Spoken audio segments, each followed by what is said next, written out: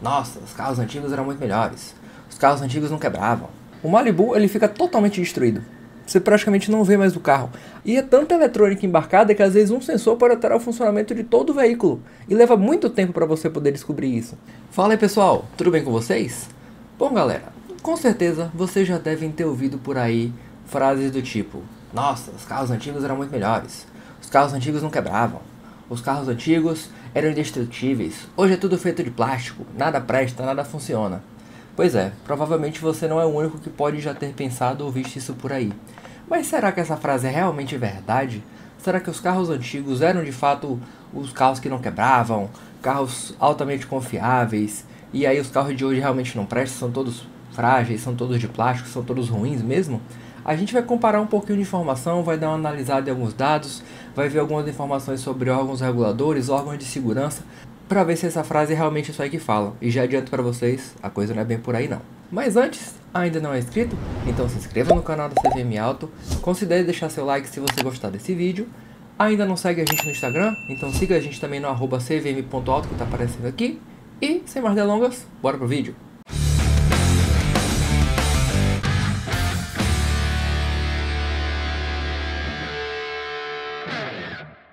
Bom, minha gente, não é de hoje que a gente ouve frases do tipo: poxa, os carros hoje são horríveis, os carros hoje são muito frágeis, é tudo muito plástico, qualquer batidinha você tem que trocar um bocado de coisa. O Maverick de meu tio, o Mustang, o Corvette, o Puma, o não sei o que dos anos 70, dos anos 80 era muito melhor, o carro não quebrava, o carro não tinha nada disso.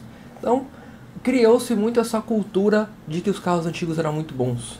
Do que os carros antigos eram extremamente duráveis. Eu acho muito importante que a gente separe algumas coisas: durabilidade, segurança e confiança, certo? Vamos separar essas coisas bem distintas para a gente acabar não misturando as coisas. Então vamos lá. Com relação à segurança, os carros antigos eram mais seguros de fato? A coisa não é bem por aí não. A gente tem hoje dois órgãos reguladores muito conhecidos, que são o Latin NCAP e o Euro NCAP. O que é que eles fazem? Qual é a ideia desses órgãos reguladores? Eles são responsáveis por testar carros que são produzidos na América Latina, por isso que Latin NCAP, e na Europa, no caso do Euro NCAP. Eles buscam justamente traçar métricas para poder dar uma nota de segurança, de avaliação de segurança para os carros que são vendidos. Então a gente vai estar levando em consideração a estrutura interna do veículo, a proteção aos passageiros, proteção aos adultos, proteção infantil. Agora, com tantas assistências à condução que a gente tem, produção também a pedestres e por aí vai.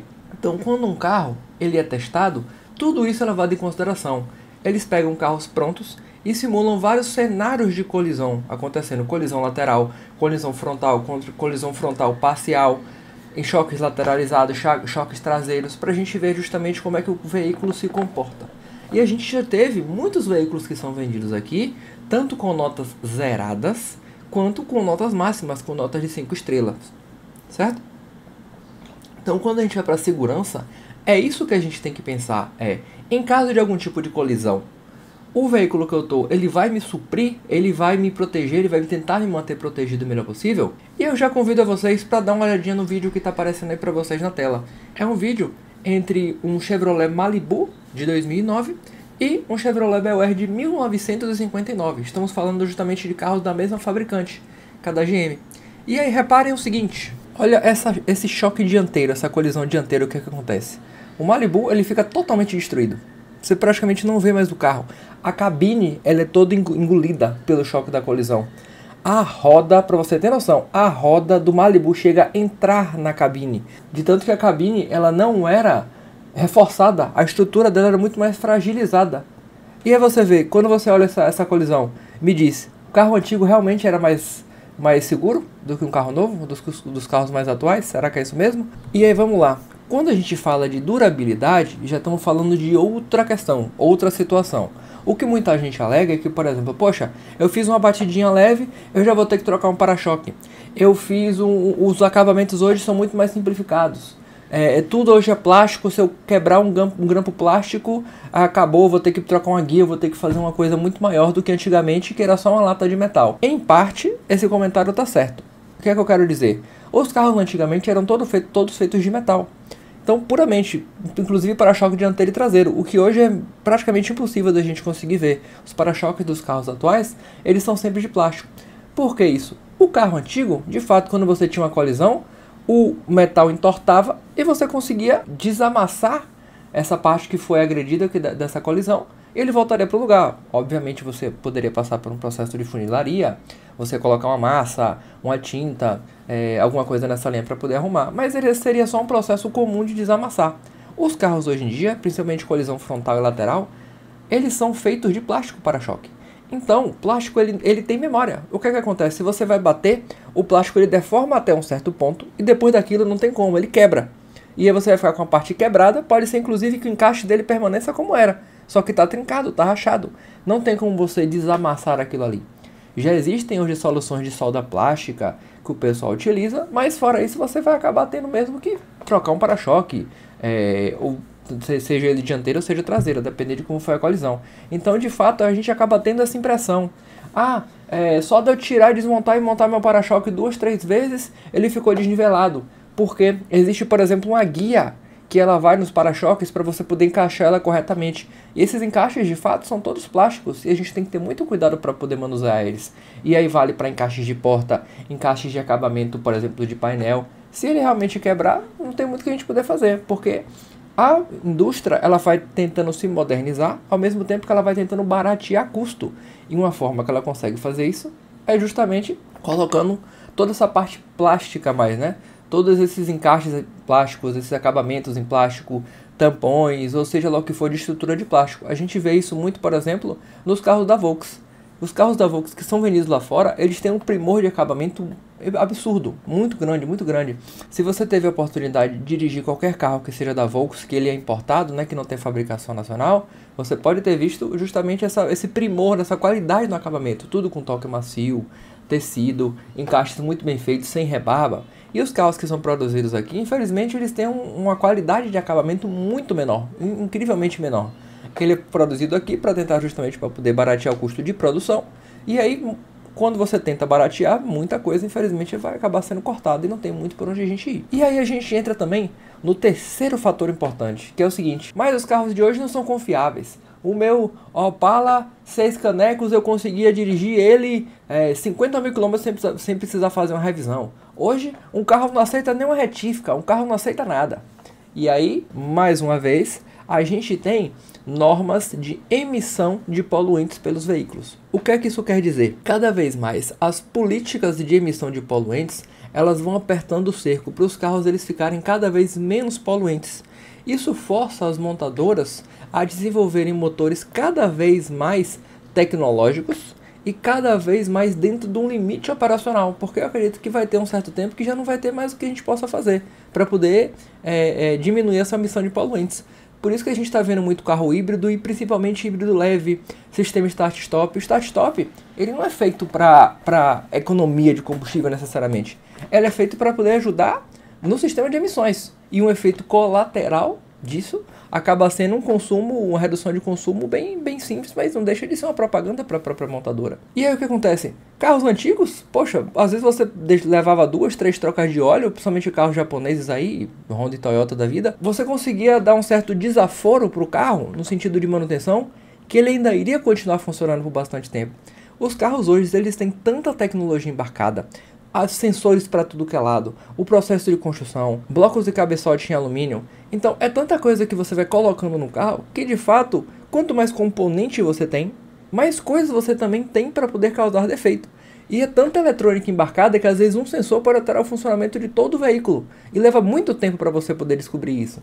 E se a gente não tem uma mão de obra que ela vai se atualizando com o tempo, isso realmente gera uma tristeza, gera um desgaste. Por exemplo, se você leva aí um Fiat Palio, se você leva um Uno Mille para uma oficina, para você ver justamente algum tipo de problema de motor ou uma revisão, ele é muito mais simples, extremamente mais simples do que o Peugeot 3008, do que o Nissan Kicks, do que qualquer outro carro que é vendido hoje atualmente, por causa desse tanto de tecnologia que vai embarcada. Quanto mais coisa você tem embarcada, mais a possibilidade daquilo ali quebrar. Se você tinha um motor que só tinha 20 componentes, você tem 20 componentes para serem quebrados. Se hoje você tem um motor que tem 300 componentes, você vai ter 300 componentes com a possibilidade de estragar. Infelizmente é isso mesmo. Então não tem muito para onde a gente correr. A gente entende, né, claro, essa justificativa, esse argumento de que os carros antigos eles eram melhores, eles eram mais duráveis, eles eram mais seguros, mas analisando todos esses pontos que a gente trouxe, a gente vê que não é bem por aí não.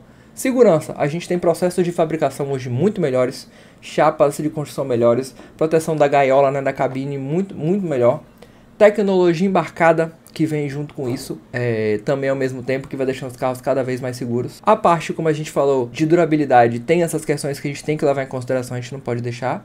Aí você me fala assim, mas e por que o carro X, ele num ano tem 5 estrelas no Latin NCAP e no outro ano ele desceu para 3 estrelas? Esse aí é um teste fajuto, não vale de nada. Lembra que os carros eles vão atualizando com o tempo e as normas e as regulações e os protocolos de testes também têm que ser atualizados com o tempo. A gente sabe hoje que é muito comum a gente ter veículos, por exemplo, com frenagem autônoma de emergência, com detecção de pedestres, com alerta de tráfego cruzado. Então, todas essas coisas eles têm que ser incorporados no teste. Você lança, por exemplo, um carro hoje que ele tem 10 equipamentos de segurança. Pode ser que lance daqui a 2 anos com mais coisas, com 12, 13, 14 equipamentos e itens de segurança. Você tem que colocar eles no protocolo. Então é por isso que um carro que ele é testado hoje, ele pode ter, por exemplo, 5 estrelas. E quando ele for testado daqui a um tempo, essa nota dele caia. Justamente porque o protocolo agora ele passa a considerar esses itens de segurança. E o carro que antes foi avaliado e não tinha esses itens de segurança, eles não eram avaliados e levou 5 estrelas, mas agora ele não é mais. Então por isso que essas notas elas também podem mudar. E bom, para você que fica curioso, justamente como a gente comentou sobre o Latin NCAP, aqui vai uma lista de 6 veículos, desde avaliados baixos ou inseguros pelo Latin NCAP, até veículos mais seguros considerados pela mesma instituição. Então vamos colocar assim, top 6, né, de carro inseguro ou menos seguro. Estamos falando dele, lançado há 2, 3 anos atrás, o C3 Aircross. Ele recebeu uma avaliação de 0 estrelas. Isso significa que ele teve baixa proteção para adultos, baixa proteção para crianças, baixa proteção para pedestres, ou seja, pessoas que estiverem externas ao carro, e também falta de serviços de auxílio à condução, né, de tráfego cruzado, todos esses sistemas eletrônicos que ele vem junto. Top 5, estamos falando aí da família que já foi muito bem vendida aqui no Brasil, Sandero, Logan e Stepway, né, que antigamente era chamado de Renault Stepway, hoje seria só Stepway. Ele também levou nota 0 nessa avaliação. Lembrando, né, que como eles são carros antigos, eles não foram sendo atualizados com o tempo, à medida que o tempo foi passando, e aí eles realmente acabaram com essa nota baixa, muito por causa desses sistemas de condução adicionais, né, com sistema de segurança, sistemas eletrônicos. E aí, top 4, estamos falando da lançada há pouco tempo atrás, Chevrolet Montana. Ela chegou a conseguir 3 estrelas de avaliação do Latin NCAP, aí já melhora, já traz, né, justamente um pouquinho de melhoria nessa parte de segurança. Eu esperava um pouco mais, já que é um carro mais novo, né, mas acabou levando 3 estrelas, e de novo, muito prejudicada também por causa desses sistemas eletrônicos a mais, adicionais de segurança. Top 3, estamos falando do glorioso Toyota Corolla, recebeu 4 estrelas na avaliação do Latin NCAP, sendo que ele é um carro que já havia recebido 5 estrelas anteriormente. Mas o que aconteceu? Ele foi justamente um desses casos de veículos que sofreram com a questão da mudança no protocolo, mudança nas regras. Então ele não foi atualizado com sistemas, mais uma vez, né, sistemas eletrônicos auxiliares de segurança, e por isso a nota dele foi rebaixada, mas nem por isso significa que ele é um veículo, né, inseguro ou menos seguro. E aí, top 2, estamos falando da reestilizada recentemente, Ford Ranger, que recebeu 5 estrelas de avaliação de segurança no Latin NCAP. Então mostra de fato ser um carro, um veículo, né, extremamente seguro, tem toda a parte de proteção de adultos, pedestres, crianças e toda essa parte de auxílio eletrônico à condução extra, muito bem ativo, então acabou recebendo nota máxima. E por fim, segundo a nossa lista aqui, estamos falando dele, Volkswagen T-Cross. Pois é, acabamento interno, como a gente falou, não pode estar aquém, pode não estar muito bom, mas no quesito de segurança, a Volkswagen está lá em cima. Eles vieram inclusive quando o T-Cross foi lançado, com toda essa questão de pacote de hadas muito fortes, sensor de frenagem autônoma de emergência, detecção de pedestres, de colisão. Então eles acabam sendo uma montadora que prezam muito por essa parte de segurança, e não obstante, né, não diferente disso, a gente podia esperar uma coisa diferente, eles acabaram recebendo uma nota 5 no Latin NCAP. Tá joia? E aí, ficou surpreso com todas essas informações? Então, vê que quando a gente separa agora a segurança em 3 categorias separadas e a gente começa a pensar em cada uma delas, a coisa muda um pouquinho de figura? Você já tinha feito essa análise, já tinha pensado desse jeito? Então, galera, esse foi o nosso vídeo de hoje, espero que vocês tenham gostado. Mais uma vez, se inscreva no canal do CVM Alto, deixe seu like se você gostou. Esse like que você dá no canal ajuda a gente a espalhar justamente o nosso trabalho, o nosso conteúdo que a gente faz aqui na CVM Alto para mais pessoas. E bom, para você que gosta muito dessa parte de manutenção, tô deixando uma playlist aqui no cantinho falando mais sobre essa parte de manutenção e de revisão de veículos. E desse outro lado, tem uma lista aqui só de test drives em veículos que a gente fez aqui no canal da CVM Alto, para vocês poderem acompanhar. Tranquilo? No mais, ficamos por aqui. Obrigado a todo mundo que assistiu e até o próximo vídeo. Tchau, tchau.